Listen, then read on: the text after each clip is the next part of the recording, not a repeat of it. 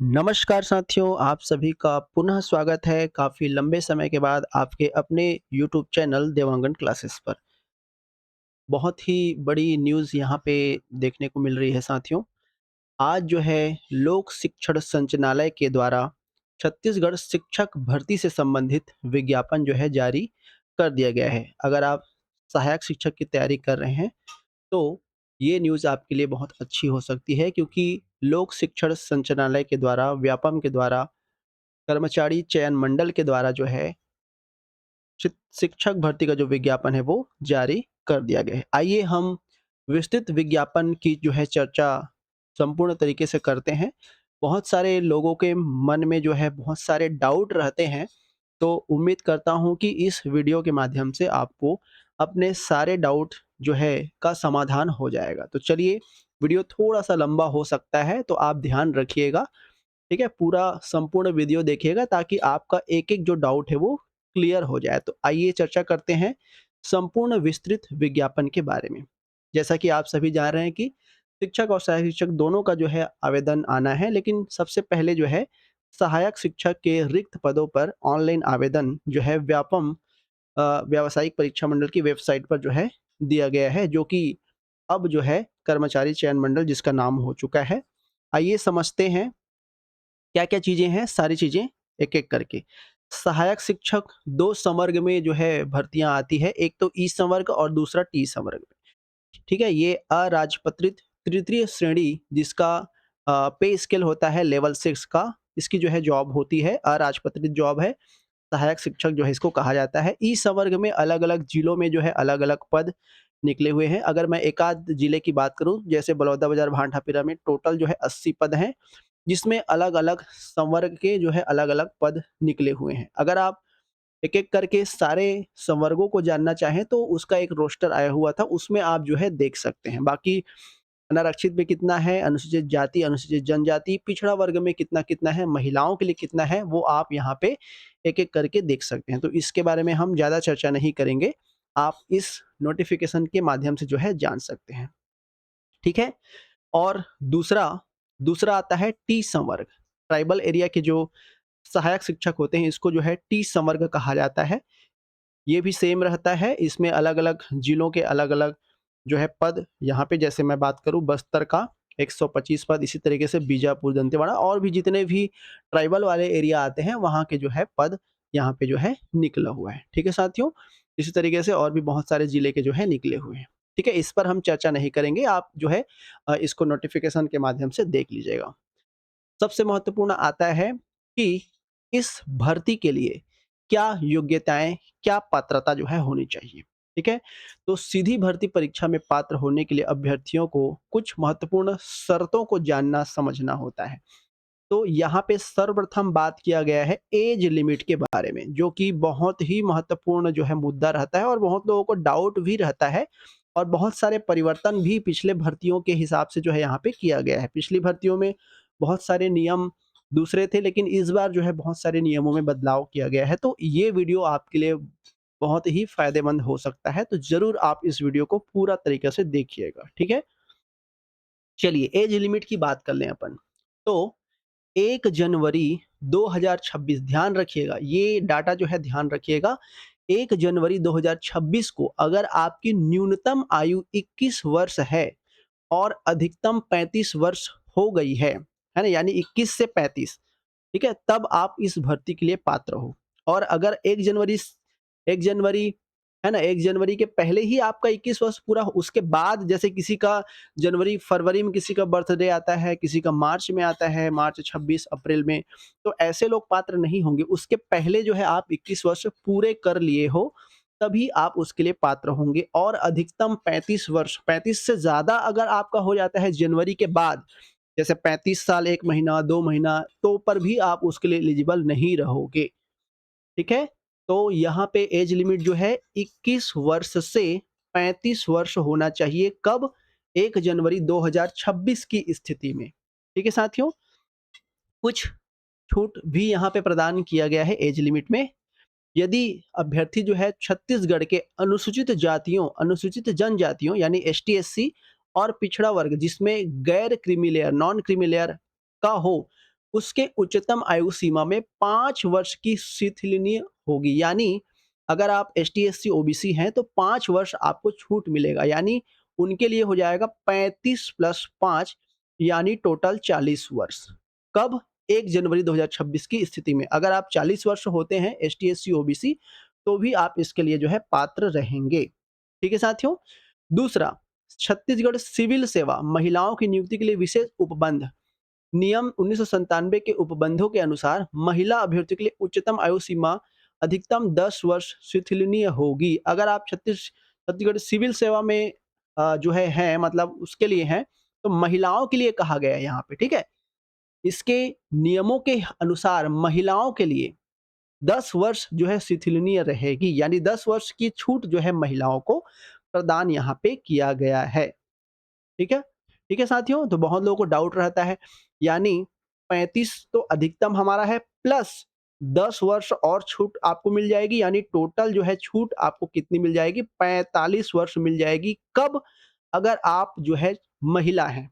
ठीक है? अगर आप जो है महिला हैं, तो आपको जो है 45 वर्ष की अधिकतम छूट यानी 10 वर्ष और आपको छूट जो है यहाँ पे प्रदान किया गया है। इसको आप ध्यान रखिएगा। बाकी आप छत्तीसगढ़ सिविल सेवा नियम 1997 का अध्ययन जो है कर सकते हैं। ठीक है?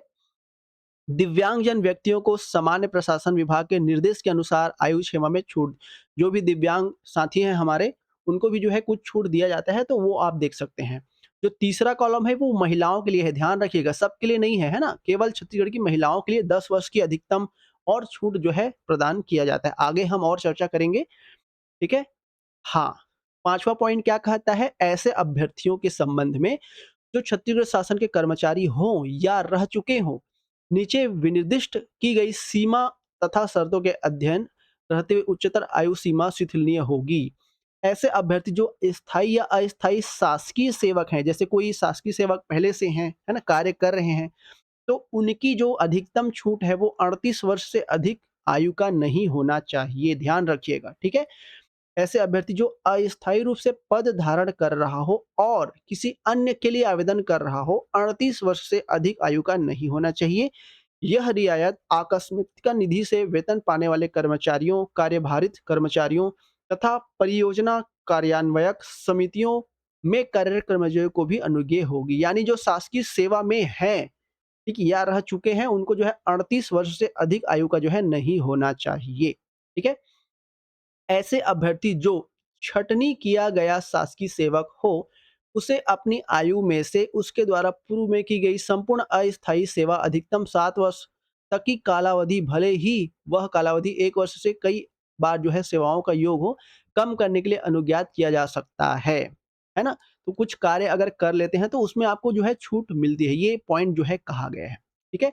परंतु इसके परिणाम स्वरूप जो आयु निकलता है वह 3 वर्ष से जो है अधिक नहीं होना चाहिए उच्चतर आयु सीमा का, ठीक है? तो यहाँ पे जो कार्य करते हैं, जो पहले से शासकीय सेवक हैं, उनको यहाँ पे जो है कुछ छूट जो है प्रदान किया गया है। भूतपूर्व सैनिक की अगर हम बात करें, तो जो भूतपूर्व सैनिक है, उसे अपनी आयु में से उसके द्वारा पूर्व में की गई संपूर्ण प्रतिरक्षा सेवा की कालावधि कम करने के लिए अनुज्ञात किया जा सकता है। लेकिन इसमें भी ये नियम जो है, ये शर्त जो है बताया गया है। भूतपूर्व का भी ये अलग से जो है दिया गया है, मैं इसमें ज़्यादा बात नहीं करूँगा, आप इसके माध्यम से इस चीज़ को जो है समझ सकते हैं। ठीक है साथियों? ठीक है? हाँ, ये देखिए ये सारे कुछ-कुछ और पॉइंट है जिसको आपको जो है समझना है। ऐसे अभ्यर्थी जो छत्तीसगढ़ राज्य निगम या मंडल के कर्मचारी हैं, के संबंध में उच्चतर आयु सीमा 38 वर्ष की आयु शिथिलनीय होगी।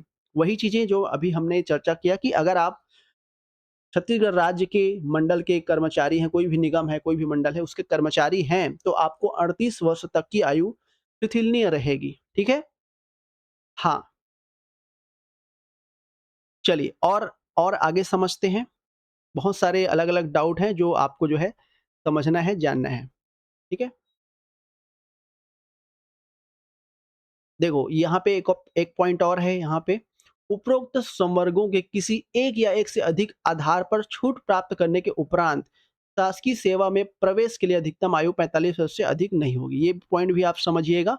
ठीक है? यहाँ तक सबको क्लियर हो गया? उम्र सीमा की हम बात किए हैं, तो उम्र सीमा सबको क्लियर हो गया कि अगर आप अब देखो पिछले बार क्या था, जनरल वालों को जो है 21 से 35 तो सबका सेम रहता ही है। जनरल वालों को जो है अगर छत्तीसगढ़ के निवासी हैं, तो 5 वर्ष की और अधिकतम छूट दी जाती है। लेकिन यहाँ पे ऐसा कुछ भी चीज़ मेंशन नहीं है कि छत्तीसगढ़ के निवासियों के लिए 5 वर्ष की छूट जो है प्रदान किया जाएगा। तो ये एक नियम जो है यहाँ पे बदला गया है। अगर कोई बदलाव होता है तो जो है यहाँ पे नोटिफ़िकेशन में मेंशन रहता है, लेकिन यहाँ पे किसी भी प्रकार का मेंशन नहीं है साथियों, है ना? तो इस पॉइंट से हम क्या समझे कि 21 से 35 वर्ष अधिकतम जो है छूट रहती है। 5 वर्ष की छूट और दिया जाएगा जब आप एसटी, एससी, ओबीसी हैं, यानी एसटी, एससी, ओबीसी के लिए टोटल जो छूट की सीमा है वो क्या रहेगी, 40 वर्ष रहेगी। ठीक है? टोटल 40 वर्ष रहेगी एसटी, एससी, ओबीसी के लिए। 5 वर्ष और यहाँ पे नहीं बोला गया है। ध्यान रखिएगा, 5 वर्ष छत्तीसगढ़ के निवासियों के लिए और छूट यहाँ पे नहीं कहा गया है। 10 वर्ष और कहा गया है किसके लिए? अगर आप महिला हैं, छत्तीसगढ़ की महिला हैं, तो 10 वर्ष यानी टोटल 45 वर्ष जो है महिलाओं के लिए कहा गया है। 5 वर्ष छूट यहाँ पे और नहीं कहा गया है साथियों, ध्यान रखिएगा, ठीक है? बाकी और अगर कोई चेंजेस होती है तो यहाँ पे आपको जो है दर्शाया जाएगा, या किसी भी प्रकार का कोई अगर आपको डाउट लग रहा है तो आप संपूर्ण नोटिफ़िकेशन को एक बार फिर से जो है पढ़ सकते हैं। ठीक है साथियों? चलिए, अब हम बात करते हैं न्यूनतम शैक्षणिक अर्हता, ठीक है? ये तो हो गया आयु सीमा। अब हम बात करते हैं कि पढ़ाई-लिखाई के बारे में। न्यूनतम शैक्षणिक योग्यता क्या होनी चाहिए? ठीक है? अभ्यर्थी के पास सहायक शिक्षक पद पर सेवा के लिए निम्नानुसार न्यूनतम शैक्षणिक अर्हता होना आवश्यक है। पहला, कम से कम 50% अंकों के साथ उच्चतर माध्यमिक अथवा इसके समकक्ष प्रारंभिक शिक्षा, चाहे उसे किसी भी नाम से जाने, में द्विवर्षीय डिप्लोमा, यानी 50% आपका जो है हायर सेकेंडरी यानी 12वीं में होना चाहिए, और डिप्लोमा यानी डीएड में जो है होना चाहिए। डीएड या डीएलएड जो भी नाम जो है लिया जाता है उसमें 50% कम से कम जो है आपका होना चाहिए। यानी 12वीं प्लस डीएड इसकी जो है न्यूनतम शैक्षणिक अर्हता है। ठीक है? दूसरा, अथवा कम से कम 45% अंकों के साथ उच्चतर माध्यमिक अथवा इसके समकक्ष एवं प्रारंभिक शिक्षा साथ, चाहे उसे किसी भी नाम से जाना जाता हो, में द्विवर्षीय डिप्लोमा जो राष्ट्रीय अध्यापक शिक्षा परिषद एनसीटी जो भी उसका नियम होगा 2002 के अनुसार प्राप्त किया गया हो। ठीक है? तो ये भी कहा गया है कि 45% अंक आपका 12वीं में होना चाहिए, और जो भी आपका द्विवर्षीय डिप्लोमा है वो जो है होना चाहिए। तो यहाँ पे ये पॉइंट भी जो है दर्शाया गया है, तो इसमें भी आप बिल्कुल एलिजिबल रहेंगे। तीसरा कहा गया है कि कम से कम 50% अंकों के साथ उच्चतर माध्यमिक अथवा इसके समकक्ष और शिक्षा शास्त्र में बीएलएड 4 वर्षीय स्नातक, ठीक है? 4 वर्षीय स्नातक। तो देखो, यहाँ पे बीएड शब्द जो है कहा गया है ना? इसको भी आगे हम समझेंगे क्योंकि केवल डीएड वाले ही प्राइमरी के लिए एलिजिबल होते हैं, है ना? लेकिन सारी चीज़ें यहाँ पे मेंशन किया गया है, कम से कम 50% अंकों के साथ उच्चतर माध्यमिक अथवा प्रारंभिक शिक्षा शास्त्र, विशेष शिक्षा शास्त्र, स्पेशल एजुकेशन जो होती है उसमें 2 साल डिप्लोमा, और स्नातक तथा प्रारंभिक शिक्षा शास्त्र में 2 साल डिप्लोमा। और दूसरा, ये तो पहला हो गया आपका न्यूनतम शैक्षणिक। दूसरा ख पॉइंट है हमारा, राष्ट्रीय अध्यापक शिक्षा परिषद द्वारा इस प्रयोजन के लिए जारी किए गए मार्गदर्शी सिद्धांतों के अनुसार समुचित सरकार द्वारा आयोजित अध्यापक पात्रता परीक्षा टीईटी में उत्तीर्ण। ठीक है? तो यहाँ पे हम इन दोनों पॉइंट से क्या समझे, आपके पास टेट पास होना चाहिए प्लस 12वीं प्लस डीएड, ठीक है? डीएड या डीएलएड जो भी नाम से जाना जाता है, इसमें जो है मिनिमम 45, कई जगह जो है 50% भी जो है कहा गया है, जो है पास होना ज़रूरी है। तो ये चीज़ें हैं। देखो, यहाँ पे एक डाउट और आता है कि टीईटी कहा गया है, तो क्या मैं सीटेट केवल पास हूँ, तो क्या सीटेट में अगर मैं पास हूँ तो क्या मैं एलिजिबल हूँ कि नहीं? तो बिल्कुल एलिजिबल हो आप। टीईटी कहा गया है ना?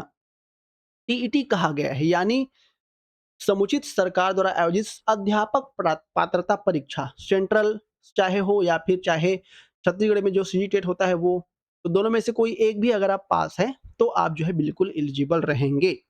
ठीक है? हाँ, एक और यहाँ पे कह कह दिया गया है कि उपरोक्त पदों की शैक्षणिक अर्हताएँ राष्ट्रीय अध्यापक शिक्षा परिषद एनसीटी द्वारा समय-समय पर जारी अधिसूचनाओं और माननीय न्यायालय द्वारा पारित निर्णयों के अनुक्रम में मान्य की जावेगी। ये पॉइंट आपको जो है समझना होगा। देखो, ये पॉइंट ये पॉइंट बहुत ही महत्वपूर्ण है। यहाँ पे देखो बीएड शब्द आया था, यहाँ पे बीएड शब्द आया था, है ना? लेकिन यहाँ पे कहा गया है कि माननीय न्यायालय द्वारा पारित निर्णयों के अनुक्रम में मान्य, यानी न्यायालय द्वारा पहले ही जो है बीएड को हटा दिया गया है।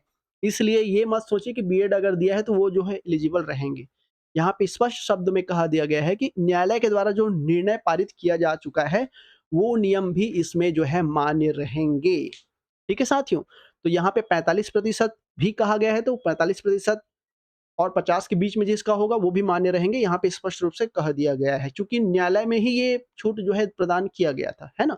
तो इसके लिए आप बिल्कुल जो है निश्चिंत रहिएगा। चलिए, निहरताएँ और कुछ-कुछ हम यहाँ पे समझ लेते हैं, ठीक है? अभ्यर्थी की ओर से अपनी अभ्यर्थता के लिए किन्हीं भी साधनों के समर्थन अभिप्राप्त करने के लिए प्रयास, इसको ज़रूरत नहीं है। कोई भी पुरुष अभ्यर्थी जिनकी 1 से अधिक पत्नियाँ, इसको भी समझने की ज़रूरत नहीं है। ठीक है? ये सब समझने की आवश्यकता नहीं है। अगर इसके बाद भी आपको कोई डाउट रहता है तो बिल्कुल कमेंट सेक्शन बिल्कुल खुला हुआ है। जो भी चाहें आप जो है उसमें पूछ सकते हैं। ठीक है साथियों? चलिए, तो उम्मीद करता हूँ ये सारी चीज़ें आपको समझ में आ गई होगी। ठीक है? कुछ-कुछ और नियम हैं चयन प्रक्रिया से संबंधित, और भी कुछ संबंधित, उसको हम यहाँ पे चर्चा एक बार कर लेते हैं। ठीक है? तो अगर मैं चयन प्रक्रिया की जो है बात करूँ, ठीक है? अगर मैं चयन प्रक्रिया की बात करूँ, तो चयन प्रक्रिया में भी कुछ-कुछ नियम जो है यहाँ पे बताया गया है, ठीक है? उसको भी एक बार अपन देख लेते हैं। अभ्यर्थी की पात्रता के संबंध में नियुक्तिकर्ता प्राधिकारी का विनिमय अंतिम होगा, ठीक है? चयन के लिए अभ्यर्थी की पात्रता अथवा अन्यथा के संबंध में नियुक्तिकर्ता प्राधिकारी का विनिमय अंतिम होगा, तथा ऐसे किसी भी अभ्यर्थी को जिसे परीक्षा हेतु प्रवेश प्रमाण पत्र जारी नहीं किया गया हो, परीक्षा में उपस्थित होने की अनुमति नहीं दी जाएगी। कई लोग का अगर प्रवेश पत्र व्यापम ने नहीं जारी किया है तो उनको जो है प्रवेश नहीं दिया जाएगा। ये चीज़ जो है यहाँ पे कहा गया है। ठीक है? चलिए, चयन प्रक्रिया के किसी समय पर अथवा नियुक्तिकर्ता प्राधिकारी को चयन सूची भेजने के बाद भी यदि नियुक्तिकर्ता प्राधिकारी के इस संज्ञान में तथ्य आता है कि उसके द्वारा दी गई जानकारी गलत है, तो उसको जो है निकाल दिया जाएगा। विसंगतियाँ अगर उसके दस्तावेज में पाई जाती है, कई लोग क्या करते हैं, गलत इन्फॉर्मेशन डाल देते हैं और सोचते हैं कि मेरी नौकरी लग जाएगी, लेकिन ऐसा नहीं है। अगर बाद में, है ना? अगर चयन के बाद में भी आपके जो भी आपने डाटा डाला हुआ था, उसमें अगर तथ्य गलत जानकारी पाई जाती है, तो भी आपको जो है वहाँ से आपका जो पद है वो समाप्त कर दिया जाएगा। और जब जब भी आप आवेदन फ़िल करेंगे, तो आपको डीएड या बीएड जो भी आप एलिजिबल रखते हैं, उसका रोल नंबर भी डालना पड़ेगा, और टेट का भी रोल नंबर आपको डालना पड़ेगा। तो ध्यान रखिएगा, बहुत लोग फर्जी रिज़ल्ट बनवा लेते हैं, फर्जी अपना काम कर लेते हैं, है ना? तो यहाँ पे ध्यान रखिएगा, फर्जी जानकारी आपको नहीं डालनी है। आपका बाद में जब भी चयन हो जाएगा, उसके बाद भी आपको जो है निरस्त कर दिया जा सकता है। ठीक है साथियों? चलिए, पदों हेतु आरक्षण, ठीक है? पदों हेतु आरक्षण जो भी नियम है उसके अनुसार जो है किया जाएगा। ये सारी चीज़ें यहाँ पे जो है बताया गया है। बाकी चयन सूची के बारे में एक बार हम देख लेते हैं। चयन सूची संबंधी क्या नियम है? चयन हेतु परीक्षा का आयोजन छत्तीसगढ़ व्यावसायिक परीक्षा मंडल के द्वारा जो है किया जाएगा, और ऑनलाइन आवेदन आमंत्रित करे जाएँगे वेबसाइट में, जो कि जारी किया जा चुका है। भर्ती परीक्षा परिणाम के आधार पर तैयार की गई चयन सूची की वैधता चयन सूची जारी करने की तिथि से 6 माह की होगी। जैसे ही आपका जो है चयन सूची सिलेक्शन लिस्ट जो है जारी होता है, 6 माह के लिए जो है उसकी वैलिडिटी रहती है। यानी 6 माह के अंदर में सारी प्रक्रियाएँ जो है पूरी करनी पड़ेगी। ठीक है? ये सबसे इम्पोर्टेंट पॉइंट है जिसमें बहुत लोगों को डाउट हो रहा है कि ये सर क्या है? तो इसको भी आप एक बार ध्यान से देखिएगा। प्रत्येक प्रवर्ग के लिए एक प्रतीक्षा सूची भी तैयार की जाएगी। है ना भई? सब जितने भी वर्ग रहेंगे, सब वर्ग के लिए जो है अलग से प्रतीक्षा सूची वेटिंग लिस्ट भी जो है प्रदान की जाएगी, जिसमें 1 से लेकर के अधिकतम पदों का 25% नाम जो है सम्मिलित होंगे। ठीक है? अधिकतम जो भी पद रहेंगे, उसका 25% जो है वेटिंग लिस्ट में नाम जो है पहले से मौजूद रहेगा। प्रतीक्षा सूची की वैधता ऐसी चयन सूची जारी होने के 9 माह के लिए होगी। 6 माह के लिए जो है जो सूची तैयार होगी उसका 6 माह रहेगा, और प्रतीक्षा सूची जो बनेगी उसका जो है 9 माह तक के लिए रहेगा। यानी यानी अगर हम देखें ये पूरी भर्ती प्रक्रिया जो है 9 माह में चाहे उसका वेटिंग लिस्ट आए, कुछ भी आए, वो 9 माह में कंप्लीटली जो है खत्म हो जाएगा। ये इसकी वैलिडिटी जो है दिया गया, उसके पहले भी हो जाएगा। ये वैलिडिटी जो है आपको बताई गई है यहाँ पे, ठीक है? छत्तीसगढ़ सिविल सेवा के नियमों के अध्ययन रहते हुए अभ्यर्थी की नियुक्ति उसी क्रम में विचार किया जाएगा जिस क्रम में नाम जो है सूची में आए रहेंगे, यानी मेरिट के हिसाब से जो है आपकी भर्ती प्रक्रिया यहाँ पे किया जाएगा। हाँ, ये एक पॉइंट और महत्वपूर्ण है, अगर आप जांजगीर चांपा जिला या कोरिया जिले से आते हैं, तो जांजगीर चांपा में आपने देखा होगा कुल 70 पद जो है आपके निकले हुए हैं। तो जांजगीर चांपा में एक भी पद नहीं है। शक्ति एक नया जिला बना हुआ है। शक्ति, जैसे मैंने आपको पहले भी आपको रोस्टर के माध्यम से जानकारी दिया था कि रोस्टर जो आया है उसी के अनुसार रोस्टर में जांजगीर चांपा का नाम नहीं है। तो शक्ति जिला, जो भी जांजगीर चांपा के जितने भी पद हैं, सारे के सारे 70 पद शक्ति जिले में जो है भरे जाएँगे। इसी तरीके से कोरिया जिले के जो 100 पदों में से 50 पद मनेंद्रगढ़, चिरबिरी, भरतपुर को जो है भरा जाएगा, बाकी कोरिया को जो है 50 पद भरा जाएगा। ये आप जो है ध्यान रखिएगा। ये जो हमारा रोस्टर जारी हुआ था 9/2/2026 को, उसी के अनुक्रम में जो है भरे जाएँगे। उसमें सारे डिटेल्स जो है आपको वहाँ पे प्रोवाइड किया गया है। ठीक है साथियों? चलिए, अगर आपका चयन हो जाता है तो 3 वर्ष की कालावधि के लिए आपको परिवीक्षा अवधि पर जो है रखा जाएगा। उसके बाद अगर आपका कार्य जो है, आपकी पढ़ाई जो है, आपका व्यवहार जो है संतोषप्रद नहीं पाया जाता है, तो 1 वर्ष की वृद्धि के लिए और जो है आपकी जो परिवीक्षा अवधि है उसको बढ़ाया जा सकता है। बाकी ये सारी चीज़ें जो है यहाँ पे कही गई है। अगर उसके बाद भी आप लगता है आपके प्राधिकारी को कि आप जो है सही नहीं है, तो उसके बाद भी आपकी सेवाएँ समाप्त की जा सकती है। ये आप ध्यान रखिएगा। अन्य अन्य निर्देश में पदों की संख्या परिवर्तनीय है, ये भी जो है कहा गया है। आगे-पीछे हो सकता है, ये जो है आपको कहा गया है। हाँ, चलिए, दिव्यांग श्रेणी में चयनित होने वाले अभ्यर्थियों का उनके पदांकित जिला के मेडिकल बोर्ड, देखो अगर आप दिव्यांग श्रेणी के हैं तो आपको जो है उस जिले के, ठीक है? उस जिले के मेडिकल बोर्ड के द्वारा दिव्यांगता का प्रमाण पत्र जो है अ, लाना जो है बहुत ज़रूरी है। कार्य तभी जो है आपका कार्यभार ग्रहण करवाया जाएगा। जब भी वेरिफ़िकेशन आएगा उस टाइम जो है इन सारी चीज़ों की ज़रूरत जो है पड़ती है। अभ्यर्थी के पास छत्तीसगढ़ राज्य का स्थानीय निवासी होने का प्रमाण पत्र भी जो है आपके पास होना ज़रूरी है। ठीक है साथियों? चयन सूची व्यापम द्वारा आयोजित लिखित भर्ती परीक्षा परिणाम के आधार पर तैयार की जाएगी। जो भी भर्ती प्रक्रिया, जो भी चयन सूची बनेगी, वो व्यापम के जो एग्ज़ाम होंगे उसके हिसाब से जो है बनाई जाएगी। नेक्स्ट पॉइंट कहता है चयन प्रक्रिया हेतु राज्य शासन की अनुमति से संस्थानों का तकनीकी सहयोग लिया जाएगा। ठीक है? हाँ, नेक्स्ट कहता है कि पदों पर नियुक्तियाँ छत्तीसगढ़ स्कूल शिक्षा सेवा भर्ती नियमों के अनुसार जो है तय की जाएगी। अभी जो नया भर्ती नियम जारी हुआ था 2026, उसके हिसाब से जो है तय की जाएगी। ठीक है? उपरोक्त विज्ञापन पदों के लिए की जाने वाली चयन उपरांत नियुक्तियाँ माननीय देखो कोर्ट का जो यहाँ पे याचिका लगा हुआ है, इसके समकक्ष जो है इसके निर्णय के अधीन जो है रहेगा। अगर इस निर्णय में किसी भी प्रकार कोई चेंज करता है, तो आपके पद में भी चेंज जो है, आपकी भर्ती में भी चेंज हो जाएगा। ये भी कहा गया है, ठीक है? चलिए, ऑनलाइन आवेदन करने के पूर्व अभ्यर्थी नियमों का अवलोकन सुनिश्चित कर लें कि उसमें जो है पात्र हैं कि नहीं हैं। यदि कोई अभ्यर्थी परीक्षा फल घोषित होने के बाद भी अनर्ह पाया जाता है अथवा उसके द्वारा दी गई कोई भी जानकारी गलत पाई जाती है, तो उसका जो नियुक्ति है वो निरस्त कर दिया जाएगा। वही है गलत जानकारी, ठीक है? अभ्यर्थी के अर्हता प्रमाण पत्र उसकी नियामक संस्थाओं, जारीकर्ता संस्थाओं के प्रचलित नियमों के अनुक्रम में मान्य किए जाएँगे। नियुक्ति नियुक्त उम्मीदवारों को उनके पद नाम के सम्मुख अंकित वेतन मैट्रिक्स के साथ-साथ जो भी महँगाई भत्ते दिए जाते हैं, ये तो वेतन से संबंधित हो गया, ठीक है? ये सबसे प्रमुख पॉइंट ये है, ठीक है? सबसे प्रमुख पॉइंट ये समझना होगा आपको। पहले पहले क्या था, पहले जो भर्ती होती थी या इसके पहले जो सहायक शिक्षक की भर्ती हुई थी, उसमें रिज़ल्ट आने के पहले आपका सारा डॉक्यूमेंट क्लियर होना ज़रूरी था। लेकिन इसमें क्या कहा गया है, अभ्यर्थी द्वारा आवश्यक शैक्षणिक अर्हता एवं अन्य अर्हताओं का प्रमाण पत्र व्यापम द्वारा निर्धारित ऑनलाइन आवेदन करने की अंतिम तिथि कब है? अंतिम तिथि 21 अगस्त, ठीक है? 21 अगस्त अथवा उसके पूर्व तिथि तक प्राप्त करना अनिवार्य है। बहुत ही महत्वपूर्ण पॉइंट। यानी 21 अगस्त से पहले ऑनलाइन आवेदन के पहले जो लास्ट डेट है उसके पहले आपके पास जितने भी अर्हताएँ हैं, चाहे वो टेट हो, चाहे वो आप जैसे कोई जो है ग्रेजुएशन कर रहा हो या कोई कहीं पढ़ रहा हो, जो इसमें काम आएगी, वो सारी चीज़ें जो है 21 अगस्त से पहले आपके पास होना ज़रूरी है। जैसे कोई डीएड फाइनल ईयर में होंगे, है ना? परीक्षा वगैरह सब हो गया होगा लेकिन रिज़ल्ट नहीं आया होगा, है ना?